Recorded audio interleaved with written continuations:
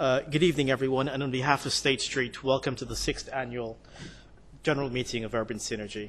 My name is Riza Khan, and I'm a Vice President working in the EMEA Real Estate and Private Equity Product Group. Thank you all for affording me this opportunity to open your annual general meeting. On behalf of the Global Inclusion Employee Networks at State Street, our best wishes to Urban Synergy for continued success in all endeavors. Thank you very much.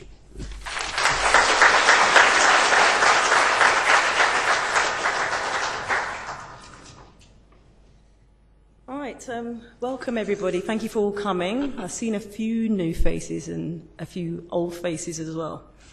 Thank you, Reza, for hosting and State Street for having us here today. It means a lot to us, and it's important for the young people to network and meet people in different environments where they might not have been before. For the new people here, it's always important for us to remain focused. The three main things for Urban Synergy is that we focused and we remain transparent and we keep the quality, especially working with young people around with regards to safeguarding and making sure that they're safe is at our forefront. So I'm going to go through to what we stand for and what we do and why we're all here and what our mission, what we do. So let me go through.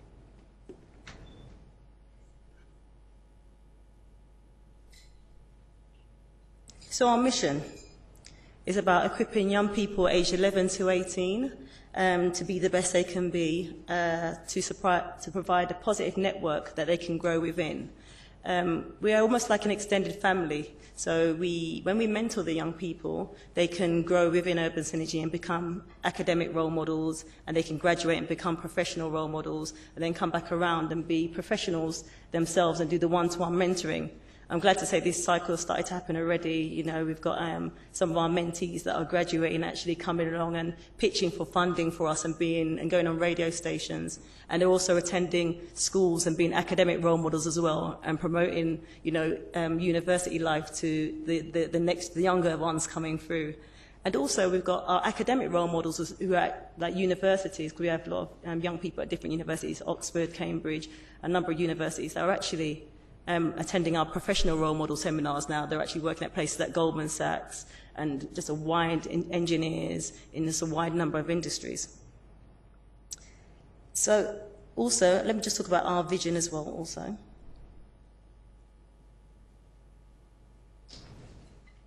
Okay, our vision.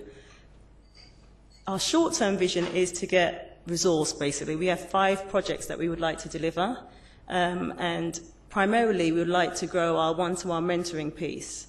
But to do this, because we have to do a lot of CRB checks, we have to train our mentors, we have to make sure when the mentors get out on the ground that they are comfortable with working with young people if they've got any concerns. Little things, it could be, a young person could have had their phone confiscated and all of a sudden the relationship can break down because the mentor actually thinks that the young person don't like them. But we've got a cohort leader that stands there and says, no, maybe the parent has taken their phone, and the majority of the time that is the case. So we have cohort leaders that are there to make sure the mentors go out together and they enjoy the experience. And likewise, the mentees are happy. So if they've got any concerns as well, they've got somebody they can escalate it to. And also the parents feel comfortable that they're working in an organisation that is primarily about the safeguarding of the young person. Okay, so primarily we want to expand our one-to-one mentoring and we want to expand our role model and academic seminars. We're focused in South East London in Lewisham Borough at the moment. There's a lot happening in Lewisham. When we first started Urban Synergy, we wasn't focused in Lewisham only, we was doing it London-wide, but we noticed that's not a model that you can expand on. We want to focus on excellence, so we thought scale it back, focus on Lewisham, make some real good connections with people in the council, and I can see them here today, which is great. And then we can replicate that model in different areas. So we want to expand, like I say, in the seminars, and also the main thing, there's a lot of potential in Urban Synergy. We've got a lot of professionals in different industries, and they've got opportunities that can open doors for youngsters. So for me, example, I like to bring young people into Reuters, so that they can see, they can really go there. They've been into 10 Downing Street, they've been into Ford doing engineering. some people think about urban synergy, they think, oh, professionals, oh, is that it? You know, not everybody's academic, not everybody's this. But to me, I don't see it like not everybody's academic. I see it more like everybody's got a talent, and that's what you need to work with. And then you can grow that and nurture that. Okay, so basically, yeah, and then we can move into neighbouring boroughs. There was a report that was released by the Economics and Institute of Economics and Peace about Lewisham being the least peaceful borough in the UK, least peaceful place in the UK, followed by Lambeth and Hackney. Okay, so it's important that we create a positive network for young people that they can, their aspirations can raise high. And also, like I'm saying, people say professionals. We had a space scientist called Maggie Adrian-Pocott speak at our last seminar in St Matthews. And she said on the stage she was dyslexic and she got excluded from school about 25 times, was it? Some ridiculous amount of times. So, you know, if you put your mind to it and you have the hunger for it, you find the passion to achieve it, if that makes sense. So you can be whatever you want to be, okay? All right. And we would like to be a think tank as well, to give advice on policy as well with regards to young people, so people can find out from us, from case studies, on working with youth and give advice and be influential in that area also. Objectives.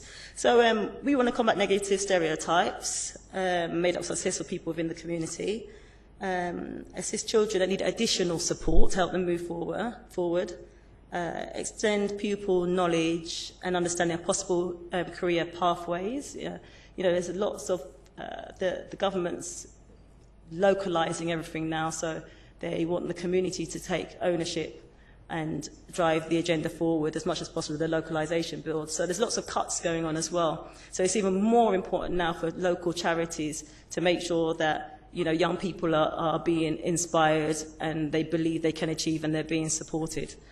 And also, you know, we need to keep young people in education and employment as well. And again, social mobility is very important.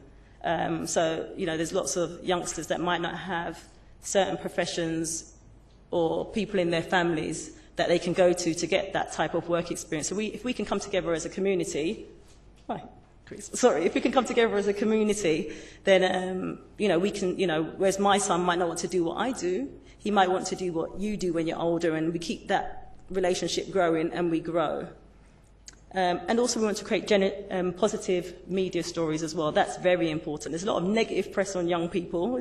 We need to dilute that dirty fish water, basically, so they can see where they want to go to, and they can see that path, and even better where they've got a mentor. I believe in mentoring. Everyone can benefit from having a mentor. I've got one myself, and I encourage everybody to get one. Oops. Our team and governance. So yeah, we are a registered charity. We have our mentoring programs accredited by Mentoring and Befriending, so it means that we're outcome focused. So we set goals in the beginning and we track it through to the end. The goals are set by the mentee. We can also get primarily, so whatever they want to do, we focus, the mentor works with them first, and then maybe get input from the parents and also the schools by the referral. At the end, we have to make sure that those objectives are being closed down. Sometimes we can extend that relationship, but also all mentoring relationships formally have to end, otherwise you're breeding dependency. But like I said, the mentees, they grow into a young ambassador, and then there's a path, a family growth model they can go through. Trustees, why we're all here today, primarily why we have our AGMs, is to announce new trustees that are coming on board, and also if there's any changes to our constitution. We haven't got any new trustees on board, and we haven't got any changes to our constitution. I just wanted to announce that. And how we make the trustees meet every quarter to make decisions, and also our steering group members meet up every first Monday of the month to discuss how urban synergy is going, just generally. And also we get support from organisations such as PA Consulting as well on a pro bono capacity with regards to strategy and expansion.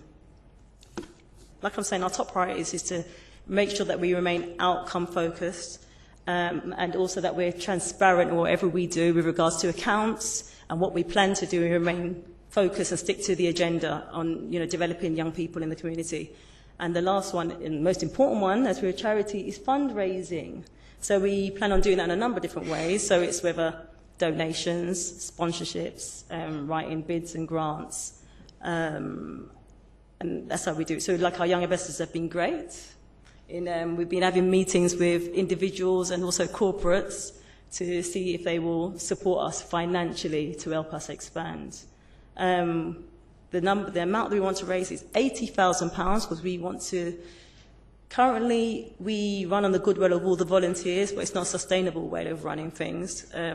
We've got a lot of potential. We've got a lot of mentors that want to join Urban Synergies to help young people. We've got a lot of young people that actually want the mentors, and we don't want to be the bottleneck. We just want to make sure that we keep it simple, basically, and keeping it safe. So it's up to, we take it personally as all the trustees and directors to make sure that we seek that funding so we can make that happen this year. Fortunately, we put together a sponsorship pack which details the 5 projects that we want to deliver towards the end of this year and next year.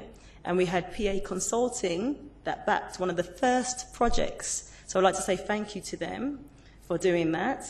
And if there are any other organisations in the audience that would like to sponsor Urban Synergy, or individuals, or a number of individuals that like to get together and sponsor a project, that would be great, and then we can move that forward. What I wanted to do is to say thank you to our mentors and role models and our mentees and young ambassadors and our supporters and people who have been involved in Urban Synergy. And I can see there's quite a few in this room now. All right, so if you've mentored with us or been a role model recently, or if you trained or you've given advice, can you stand up so we just see who you are? And our directors as well. If you all stand up. Stand up. I know you're one. Stand up. Recently, please. Yeah. It's important, yeah. Maybe. Yeah. Paris. Thank you. Okay. So I'm going to hand you over to our, to our lovely Chair of Trustees, Courtney Griffiths, who's joined our board to take us forward. Thank you, Courtney.